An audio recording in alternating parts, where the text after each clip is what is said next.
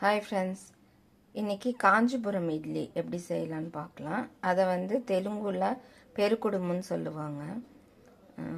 அதுக்கு 4 இந்த குருண அரிசி இருக்குல்ல, புழுங்கல் அரிசியில் குருண அரிசி, அது 4 கப்புனாக்கா உளுந்து 1 கப்பு.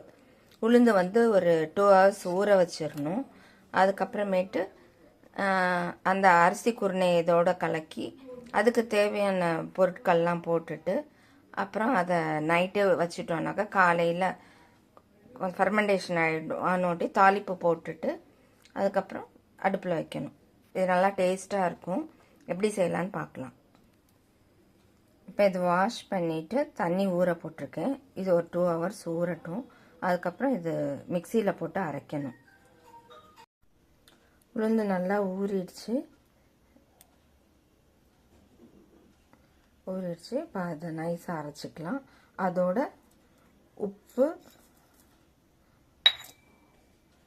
தயிர் ஒரு சின்ன கப்பு, அது போட்டுக்க நைஸாக அரைச்சிக்கணும்.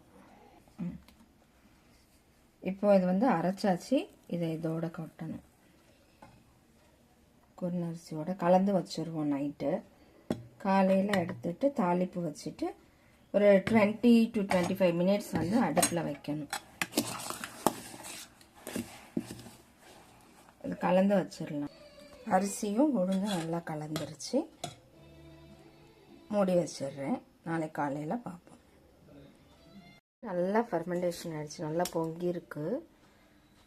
இப்போது அதுக்கு தாளிப்பு செய்யணும். அதுக்கு தேவையான பொருள் கடுகு, கடலைப்பருப்பு, உளுத்தம்பருப்பு, இது இஞ்சி, மிளகு, ஜீரகம், இது சுக்கு பொடி, இது முந்திரி, பச்சை மிளகா, கருவேப்பிலை, கொத்தமல்லி, கொஞ்சோண்டு உப்பு. நேற்று பாதி உப்பு போட்டோம், இன்னும் கொஞ்சம் பாதி உப்பு, ஒரு பிஞ்சு சோடா உப்பு. இப்போ இது எல்லாமே தாளிச்சுட்டு இதில் கொட்டிட்டு கொஞ்சம் தடிமனாக இருந்துச்சுன்னா ஒரு 30 நிமிஷம் வைக்கணும். இல்லை கொஞ்சம் லைட்டாக இருந்துச்சு, லைட்டாக இந்த கிண்ணத்தில் ரொம்ப கால்வாசி அது மாதிரி ஊற்றினோன்னா ஒரு 20 minutes போதும். இப்போ எப்படி செய்யலாங்கிறது பார்ப்போம். இப்போ தாளிப்பு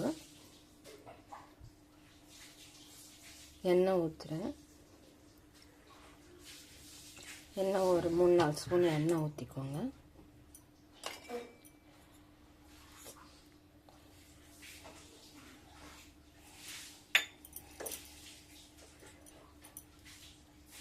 எண்ணெய் காஞ்சோட்டி கடுகு,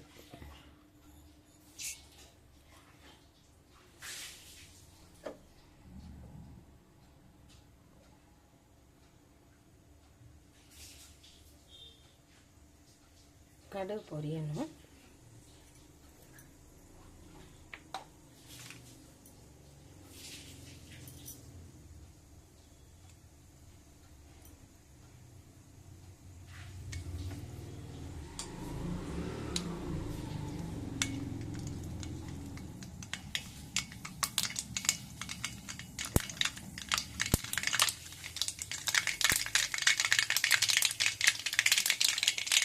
இப்போ கடலைப்பருப்பும் உளுத்தம்பருப்பும்,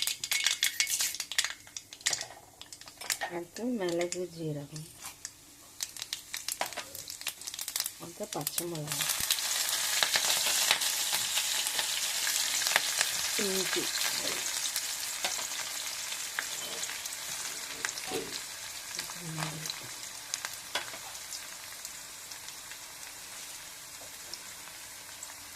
அடுத்து கருவேப்பிலை.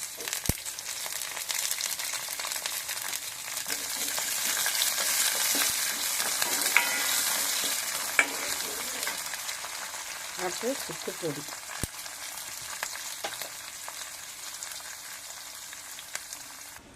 இப்போ அந்த தாளிப்புலாம் இதில் கொட்டியாச்சு.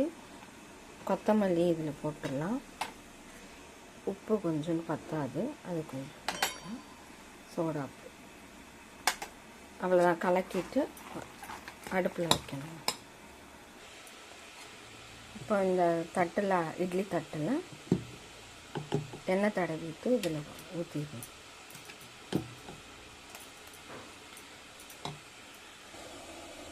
இப்போ இப்போ குக்கருக்குள்ளார குக்கர் தட்டில் கால்வாசி போட்டிருக்கேன். இது ஒரு 30 மினிட்ஸ் மட்டும் வைப்போம். நல்லா பஞ்சு மாதிரி வந்துடுங்க. சுவையான காஞ்சிபுரம் இட்லி ரெடி. பார்ப்போம் வெந்துருச்சான்னு பார்ப்போம். ஒட்டவே இல்லைங்க, நல்லா வெந்துருச்சு. சூப்பராக இருக்குங்க. ட்ரை பண்ணுங்கள். நீங்களும் ட்ரை பண்ணிவிட்டு ஷேர் பண்ணுங்கள், லைக் பண்ணுங்கள், சப்ஸ்கிரைப் பண்ணுங்கள். இவ்வளோ நேரம் பார்த்ததுக்கு ரொம்ப தேங்க்ஸ்.